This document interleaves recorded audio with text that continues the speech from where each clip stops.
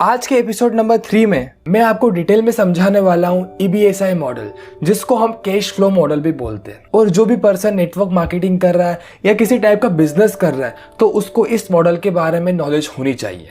तो चलिए स्टार्ट करते हैं। सबसे पहले मैं आपसे ये पूछता हूँ कि अगर आपको डॉक्टर बनना है तो आप क्या करोगे? आप डॉक्टर की पढ़ाई करोगे, आप MBBS करोगे। अगर आपको इंजीनियर बनना है तो आप क्या करोगे? आप इंजीनियरिंग की पढ़ाई करोगे, आप इंजीनियर कॉलेज में एडमिशन लोगे। अगर आपको CA बनना है तो आप अकाउंटेंट पढ़ोगे, CA की पढ़ाई करोगे। और वहीं मैं आपसे पूछता हूँ कि अगर आपको अमीर बनना है, आपको रिच बनना है तो आपको किस चीज का नॉलेज होना चाहिए? इसका आंसर है आपको पैसे का नॉलेज होना चाहिए, आपको मनी का नॉलेज होना चाहिए, आप फाइनेंशियली एजुकेट होने चाहिए, आपको फाइनेंशियल नॉलेज होना चाहिए। और कोई भी ऑर्गेनाइजेशन, कोई भी इंस्टीट्यूट, कोई भी स्कूल आपको ये चीज नहीं सिखाता है। और ये सबसे इंपॉर्टेंट एजुकेशन है। आपको फाइनेंशियली एजुकेट होना चाहिए अगर आपको अमीर बनना है तो। अगर आपको पैसों के बारे में नॉलेज लेना है, आपको फाइनेंशियल एजुकेट होना है तो आप रॉबर्ट कियोसाकी की रिच डैड पुअर डैड जरूर पढ़ें। और उसी बुक का एक टॉपिक जो कि है the cash flow quadrant ESBI, उसके बारे में आज हम डिटेल में डिस्कस करेंगे। बेसिकली ESBI एक कैश फ्लो क्वाड्रेंट है। मतलब दुनिया में जितने भी लोग पैसे कमाते हैं वो इन 4 क्वाड्रेंट में से किसी एक कैटेगरी में आते होंगे। और जो ESBI की फर्स्ट कैटेगरी है वो है एम्प्लॉय। एम्प्लॉय क्या होता है? एक पर्सन जो पढ़ाई करके पहले डिग्री लेता है, फिर डिग्री के बाद एक पर्टिकुलर जॉब करता है। वो प्राइवेट जॉब कर सकता है, वो गवर्नमेंट जॉब कर सकता है, और उस जॉब के थ्रू उसको अर्निंग होती है। मतलब यहाँ पे हम टाइम और मनी का एक रिलेशन देखें तो डायरेक्टली प्रोपोर्शनल आ रहा है। वो पर्टिकुलर पर्सन टाइम देगा जॉब में तो उसकी अर्निंग होगी, उसके घर में पैसा आएगा। अगर वो टाइम नहीं देगा तो उसकी अर्निंग नहीं होगी, उसके घर में पैसा नहीं आएगा। मतलब time is directly proportional to money. मतलब जितना काम करेगा, जितनी देर काम करेगा, उस अकॉर्डिंग उसकी अर्निंग होगी। जैसे कि एक job class person part time work कर रहा है तो उसको पार्ट टाइम के अकॉर्डिंग इनकम मिलेगी। अगर वो फुल टाइम कर रहा है तो उसको फुल टाइम के अकॉर्डिंग इनकम मिलेगी। अगर वो ओवर टाइम कर रहा है तो उसको एक्स्ट्रा इनकम मिलेगी। मतलब तीनों चारों केस में time is directly proportional to money. जितना काम करेगा, जितनी देर काम करेगा, उस अकॉर्डिंग उसकी इनकम होगी। बस एक कंडीशन है कि उस पर्टिकुलर पर्सन के पास कुछ स्किल्स होनी चाहिए जब उसको जॉब मिलेगी। एग्जाम्पल के तौर पे teacher, software engineer, government employees, ये सारे एम्प्लॉय कैटेगरी में आते हैं। इनके पास कोई ना कोई बॉस होता है जो इनको गवर्न करता है, जो इनको ऑर्डर देता है, जिस अकॉर्डिंग ये वर्क करते हैं।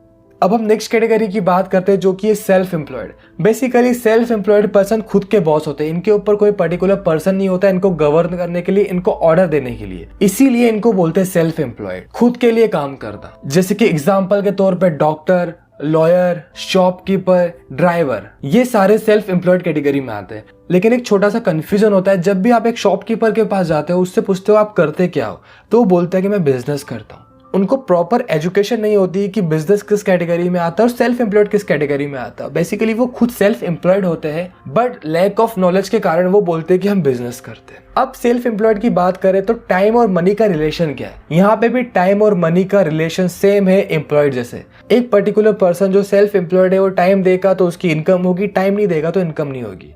जैसे कि डॉक्टर क्लिनिक ओपन करेगा तो पेशेंट आएंगे तो इनकम होगी।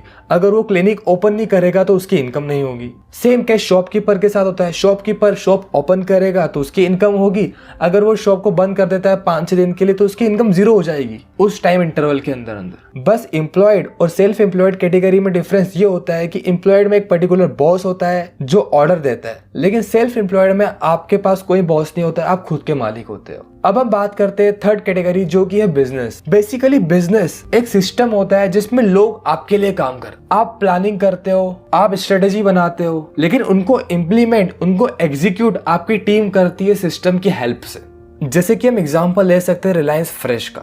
जब भी आप रिलायंस फ्रेश में कुछ भी परचेस करने जाते हो, और ऐसा तो होता नहीं कि अंबानी जी खुद आते हैं और आपको जो भी चाहिए होता है वो देते हैं। मतलब उन्होंने एक सिस्टम बना के रखा है जिसमें लोग काम करते हैं उनके लिए। वहां पे जब आप जाते हो तो रिलायंस फ्रेश के एम्प्लॉय आपको सर्विस देते हैं, रिलायंस फ्रेश के एम्प्लॉय आपका बिल बनाते हैं, रिलायंस फ्रेश के एम्प्लॉय आपको जो भी चाहिए होता है वो देते हैं, ना कि अंबानी जी खुद।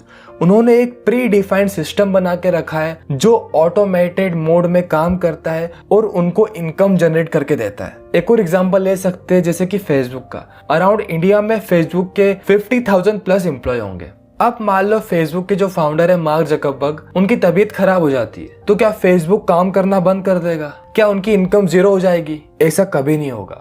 उन्होंने जो सिस्टम बना के रखा है, जो उनके एम्प्लॉय है वो तो हमेशा काम करेंगे उनके लिए, और इसी सिस्टम के थ्रू उनका काम ऑटोमेटिकली होते रहेगा। अब हम नेक्स्ट कैटेगरी की बात करते हैं, जो कि इन्वेस्टर। इन्वेस्टर बेसिकली वो होते हैं जो पैसे से पैसा बनाते हैं, मनी को इन्वेस्ट करके ज्यादा मनी बनाते हैं। जैसे कि वॉरेन बफेट जो कि एक इन्वेस्टर है, वो पैसे से पैसा बनाते हैं। वो स्टॉक मार्केट में इन्वेस्ट करते हैं, वो डिफरेंट बिजनेसेस में इन्वेस्ट करते हैं, वो डिफरेंट आइडियाज में इन्वेस्ट करते हैं, वो डिफरेंट स्टार्टअप्स में इन्वेस्ट करते हैं, जिनके थ्रू उनकी इनकम होती है। मतलब उन्होंने पैसा इन्वेस्ट किया और उस पैसे ने और पैसा बनाया। इस कैटेगरी को बोलते हैं इन्वेस्टर।